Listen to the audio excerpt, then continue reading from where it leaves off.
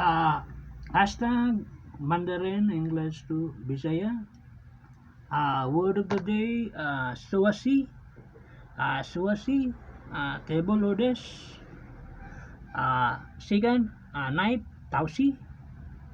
Na tausi sa Bisaya, kutsilyo. Kani, suwasi, table or dish sa Bisaya, lamisa.